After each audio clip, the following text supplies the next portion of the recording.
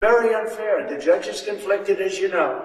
It's very unfair what's going on. This isn't lawfare. It's torture. That's a great question. And that raises, to me, sort of the very problem with what we have here, where we're now weaponizing the justice system to go after former presidents, right? I mean, you back up 2,000 years, and this is the kind of thing that they would do in the Roman Republic that led to the end of the Roman Republic. What you just said is one of the most insanely idiotic things I have ever heard. That's right, folks. Fox News has now compared Trump to God, prisoner in Guantanamo, and the fall of the Roman Empire all in 1 week. The guy needs exercise. He's usually golfing.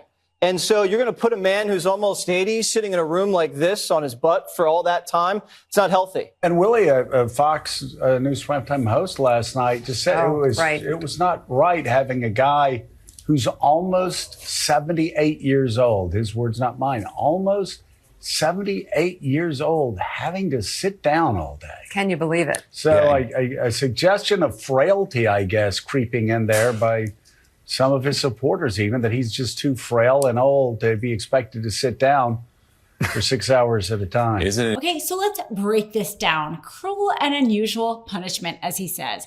You would think somebody who apparently carries a constitution around all the time, as MAGAs seem to say they love their constitution. And as we know, Trump has decided to sell his Bible and Constitution all in one book. You would think lovers of the Constitution would actually understand the Constitution and quote the Constitution correctly. So let's break down what cruel and unusual punishment really means. It means that you are enacting a penalty that is more severe of a punishment than you would typically see. And so that means the punishment, let's say if you're convicted, how severe is that punishment? Or if you're in jail and so you have been convicted and sentenced to jail, the treatment that you receive after sentencing once you are imprisoned by the government. It is only in these instances that our constitutional provision of cruel and unusual punishment applies and is a deterrent to such punishment. So applying that to somebody who's in a courtroom and doesn't like the temperature of the courtroom is definitely, let's say, out of bounds of constitutional interpretation. So out of bounds that it is ridiculous, but this is what is being reported on Fox News, that Trump didn't like the temperature of his courtroom. And so then this is cruel and unusual punishment, a complete misinterpretation of the Constitution. So we have another day of court in a freezing courthouse. It's very cold in there, on purpose, I believe. They don't seem to be able to get the temperature up. It shouldn't be that complicated, but we have a freezing courthouse, and that's fine. That's just fine. Let them keep handing it out. This is a rigged trial. Thank you very much, everybody. I'm not going to jail, Mr. Jones. You think the keep getting cold to make you uncomfortable? Just wait. It's really cruel and unusual punishment to make a man do that. And anytime he moves, they threaten to throw him in prison. I think Democrats, a lot of us agree with that if you look at the 91 criminal indictments Donald Trump is facing, I would much rather the first case be about efforts to overturn an election, right? Or the classified documents case when he attempted to obstruct justice and destroy classified documents. A lot of Democrats will tell you this isn't the perfect one. But he actually is, I mean, Jesse, to your point, he is given special treatment. He is under a gag order that any other defendant, if they violated repeatedly on Twitter, online, would have already been thrown in jail. He is under court orders that any other defendant would have, and he is violating them every single day. And so, Kayleigh, I agree with you that he is getting a lot of the press attention. The open question in my mind is whether that will be positive for him. When all of the attention is about paying off a porn star, right, is about all of the criminal indictments, him lying, him acting chaotic. I don't know at the end of the day if that press attention will help him when we know independent voters particularly don't like that chaos. They don't like the lying. They don't like the moral shortcomings and failures of Donald Trump. I actually think that press attention might hurt him and help Biden in the end. Let's also break down some of the other things that he said. The fact that evidently Trump is being threatened for prison for standing up. So clearly That didn't happen. You would think again that Fox would have learned that you can actually have to pay damages for lying on air, but here it is again. So the judge did not threaten him with prison for standing up. What the judge did was tell him that he couldn't stand up before the judge did. That is something that is very typical in a courtroom. The judge is the king of the castle in that courtroom, and there are certain etiquette rules that apply. And you stand up when the judge comes in, and you do not stand up before the judge leaves. These are typical in every courtroom setting. And Judge Merchan did not threaten Trump with prison for standing up when he wasn't supposed to. What is at issue is the gag order. And as we know, Trump always likes to say that he is being treated differently and unfairly.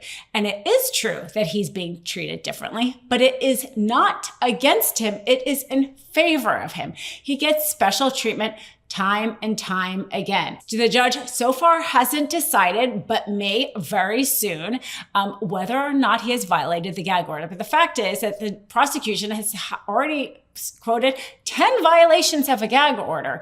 And I'm telling you that if this was a criminal defendant, this defendant wouldn't have been able to so easily harass the judge of the trial that is overseeing their criminal trial. That wouldn't happen so easily. Them harassing the witnesses that are going to be appearing in their case, that wouldn't be happening so easily either. If it was anybody else but Trump, these sanctions wouldn't have really even been taken under advisement. They seem very clear and concrete.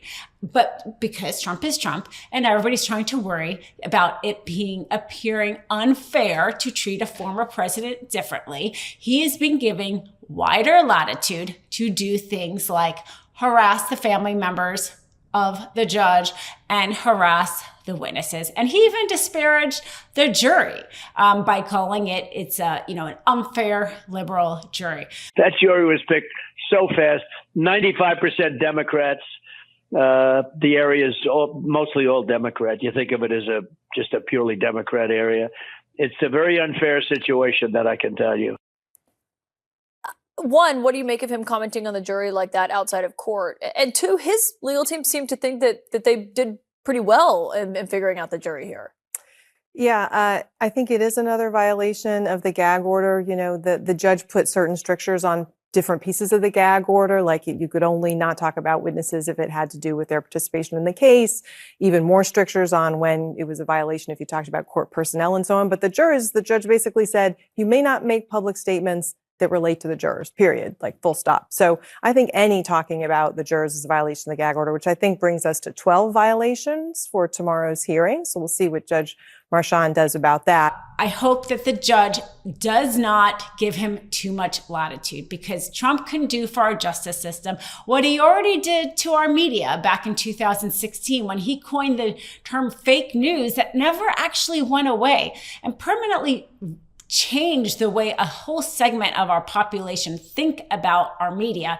And he's trying to do the very same thing to our justice system. But we actually have ways to stop that, because we don't want any criminal defendant to be able to taint the jury pool, to scare off witnesses, to scare off judges from overseeing cases. There's a lot of scary criminal defendants out there. So we have rules in place about what a criminal defendant can and cannot say. And guess what? When they're in court, they can say anything they want. The judge can talk, and he can talk, in his case, and he can assert his innocence and all that stuff. But outside it, he's not allowed to scare people into trying to have justice in him. And so we have systems in place here. And our Judge Merchan, or any of the judges overseeing Trump, shouldn't be afraid to use the systems we already have in place to a criminal defendant, because that's who he is, who is doing the same wrong things we have wanted to prevent. And that's why we have the rules to begin with. Jesse Waters said they are trying to rig the jury. That is a lie. Jesse Waters said they are catching undercover liberal activists. That is a lie. There has not been a single liberal activist or conservative activist revealed in the jury selection process, not one. And Jesse Waters said that they are lying to the judge, and that is a lie. That is a pure Bill O'Reilly, Jesse Waters style lie, invented from absolutely nothing. Enough! Send him to the big house, not the White House. Get the new exclusive tees, mugs, and stickers right now at store.MeidasTouch.com. That's store.MeidasTouch.com.